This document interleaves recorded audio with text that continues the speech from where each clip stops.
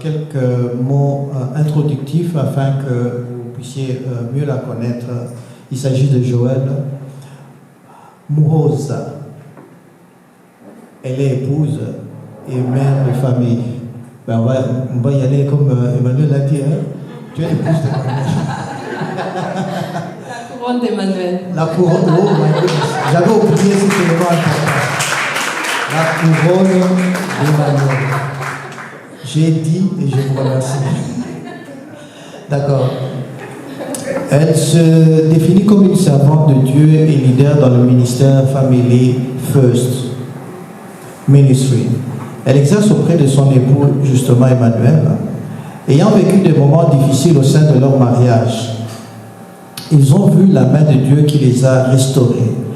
Depuis lors, ils partagent avec authenticité leurs témoignages de restauration qui édifient les couples qui traversent des moments difficiles. Ensemble, ils témoignent qu'il n'y a rien d'impossible avec Dieu. Le Seigneur qui a ressuscité leur couple peut et veut le faire pour les autres également. Donc il y a une dimension, une perspective spirituelle qui vient ajouter à cet ingrédient que nous recherchons, de trouver les voies et moyens pour aider à participer à sortir les femmes de l'isolement. Joël fait partie aussi du groupe de femmes chrétiennes, Femmes d'Impact Montréal, où elle s'implique activement pour l'épanouissement des femmes. Sur le plan professionnel, Joël œuvre au gouvernement fédéral dans le domaine de l'immigration, des réfugiés et de la citoyenneté Canada. Et voilà un peu son parcours, et je vais tout de suite entrer dans le vif du sujet, justement avec un rapport du ministère de l'immigration. Ça tombe bien. Donc c'est un domaine que tu contrôles, tu maîtrises. Donc selon le rapport du ministère de l'immigration, de la francisation et de l'intégration intitulé « La composition des ménages et des familles des personnes immigrées au Québec », en page 10 de ce rapport, près d'un 6e de l'ensemble des familles du Québec vit en monoparentalité, comparé à un 5e des familles immigrées. La proportion des familles monoparentales a légèrement progressé tant dans l'ensemble des familles au Québec, passant donc de 16,6% en 2006 à 16,8% en 2016. Parmi les familles immigrées, on voit les statistiques passer de 22,8% à 23,3% au cours de la même période, de 2006 à 2016, comme vous pouvez l'imaginer. Dans la majorité des cas, ces familles sont dirigées par des femmes. Que ce soit dans les familles immigrées, 19,1% en 2006 et 19,4% en 2016, ou les familles québécoises, en général 13% en 2006 et 12,7% en 2016. Il apparaît clairement qu'il y a une nette augmentation des familles monoparentales dirigées par les femmes, surtout par les femmes immigrées. Donc c'est une problématique ressentie davantage au niveau des familles immigrantes ici au Québec ou au Canada dans son ensemble. Quel conseil avez-vous pour ces immigrantes qui vivent seules et jouent des rôles de deux parents, comme on venait de l'évoquer avec eux, auprès de leurs enfants, sans pouvoir bénéficier d'une aide familiale? Merci. Merci beaucoup. Merci pour la question. Merci pour tout le monde qui est là, pour votre temps. Merci à Maman Laure de nous avoir fait confiance de faire part à ce panéliste. Donc, merci pour la question, mais avant de commencer à y répondre, juste pour mettre les points sur les terminologies, quand on parle de femme immigrante, c'est une femme qui a décidé de vivre permanent au Canada. Donc, il y a une différence femme immigrante. Il y a des femmes qui sont ici, qui ne sont pas nécessairement immigrantes, mais qui ont aussi des besoins. Donc, des résidents temporaires qui viennent avec les permis de travail, qui viennent avec, comme étudiants et qui se retrouvent à intégrer ce milieu donc dans ce pays du Canada. Ils rencontrent des hommes ou rencontrent des femmes qui leur promettent de pouvoir les parrainer, par exemple. Et à un moment, ils ont des enfants, mais se retrouvent toutes seules. Donc, quand on a parlé par rapport à des personnes à un certain moment où tu ne sais plus comment agir parce que tu as un enfant qui est avec un ressortissant canadien ou permanent, résident permanent, et tu as un enfant qui devient canadien. Donc ceux-là, ils sont considérés comme des personnes temporaires alors qu'ils ont déjà des racines sur cette terre du Canada. Donc femme immigrante, ça veut dire que soit il y a 3 volets de devenir femme immigrante, soit tu es venu dans la voie où c'est forcé, tu as été réfugié. Donc tu es venu à cause des situations de ton pays et tu viens avec un bagage et souvent ces femmes-là arrivent avec des traumatismes. Donc il y a différentes façons à répondre aux besoins de ces femmes. Il y a des femmes immigrantes qui sont des femmes immigrantes économiques.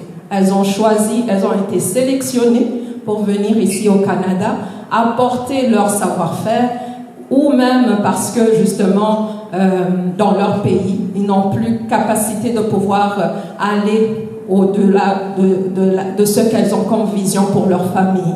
Et souvent ces femmes, elles viennent, elles sont capables de travailler, elles sont capables de pouvoir donner à cette terre du Canada qu'est-ce qu'elles ont. Donc elles sont autonomes déjà quand elles arrivent. Il y a l'autre 3e volet des femmes immigrantes qui sont des femmes immigrantes qui sont parrainées, dont on a parlé, qui viennent parce qu'elles ont été parrainées par leurs époux. Et celles-là, elles dépendent sur leurs époux. Et quand elles arrivent ici, il y a justement des cas où il y a des divorces, dont on parle des femmes monoparentales qui se retrouvent toutes seules, qui ont été parrainées avec un espoir, qui ont été parrainées avec l'envie aussi de pouvoir s'intégrer dans ce pays et pouvoir avoir une famille avec leurs enfants, leur époux qui les a parrainés. Donc ils viennent avec beaucoup d'espoir, beaucoup de rêves, beaucoup de choses qu'ils veulent donner à ce pays. Donc il y a plusieurs catégories de femmes immigrantes. Et je pense que cet organisme va vraiment aider beaucoup parce que quand on entend des témoignages des femmes qui viennent ici au Canada, comme on vient de le voir, il y a le témoignage de Hope, vous avez sûrement votre propre témoignage des femmes qui sont ici. Il y a plusieurs cas, on ne peut pas les gérer de la même façon. Et toutes ces femmes, quand tu entends ce qu'elles disent quand elles arrivent ici, le Canada a beaucoup de ressources. Mais quand tu vas dans ces ressources, souvent, il y en a qui vivent le racisme parce qu'on ne les reçoit pas de la façon comme humains. Il y a des cas où on a entendu des témoignages de ces femmes où on regarde, comme Hope disait, quand tu vois une femme qui est toute seule, est-ce que on peut avoir cette mentalité de demander à cette femme de les aider? Parce qu'il y en a beaucoup qui viennent avec déjà des traumatismes, des dépressions. Donc ce rêve canadien devient déprimant dès leur début quand ils entrent ici au Canada. Donc, pour répondre à ta question, comment on peut aider ces femmes qui sont monoparentales, qui doivent être mère-père, elle a déjà répondu. Donc, par rapport, bien sûr, à demander de l'aide. La première des choses, c'est d'avoir les ressources qui sont présentes ici au Canada. Parce que tu peux venir en étant une femme qui a déjà de l'expérience, mais tu ne sais pas par où commencer.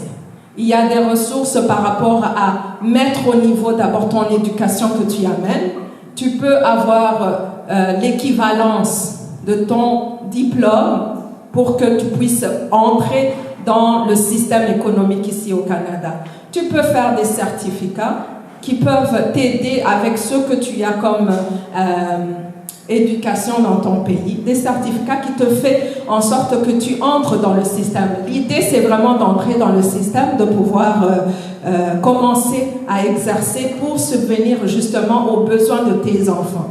Mais souvent, comme elle a dit, ces femmes, quand elles viennent, elles doivent jongler tous les domaines.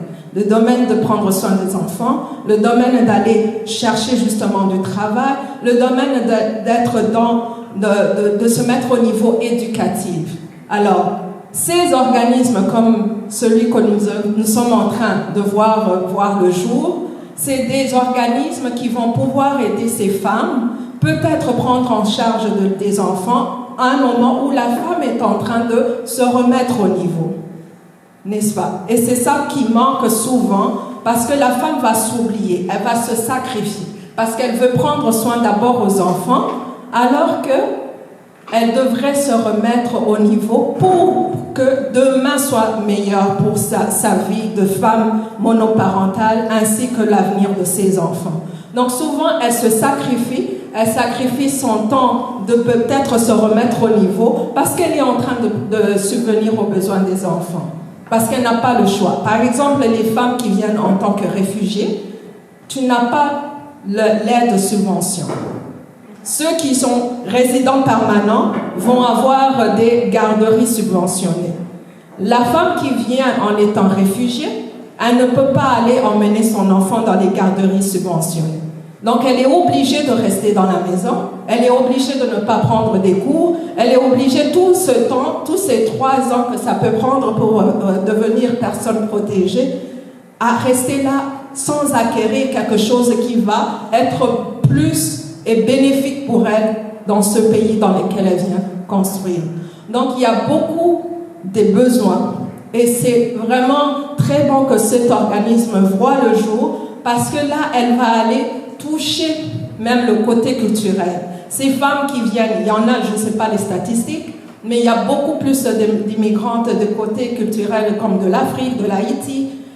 On connaît leurs besoins, on connaît d'où elles viennent, on peut comprendre leur histoire, leur éducation et savoir comment les diriger et répondre à leurs besoins d'abord psychologiques qu'elles viennent avec, l'aider, la soutenir du côté émotionnel ou bien la diriger chez ces ressources qui sont déjà là et qui veulent aider ces femmes pour elles aussi, qu'elles ne soient pas toujours dépendantes au gouvernement. Parce qu'en tant que femme, chaque femme veut se relever. Elle est résiliente. Tout ce qu'elle traverse, elle va l'utiliser pour bénéficier même ce pays du Canada. Alors, la deuxième partie, c'est justement le côté professionnel. Il y a des ressources, mais mettre donc ton éducation, avoir un certificat qui peut te permettre d'entrer.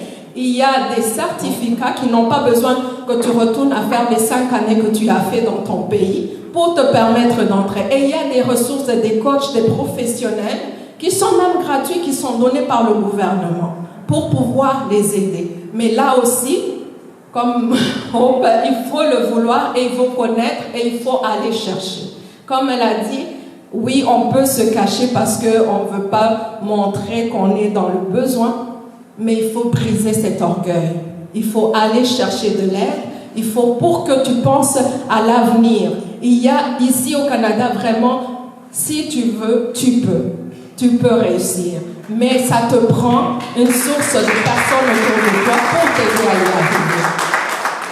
Et la troisième, c'est le côté épanouissement personnel.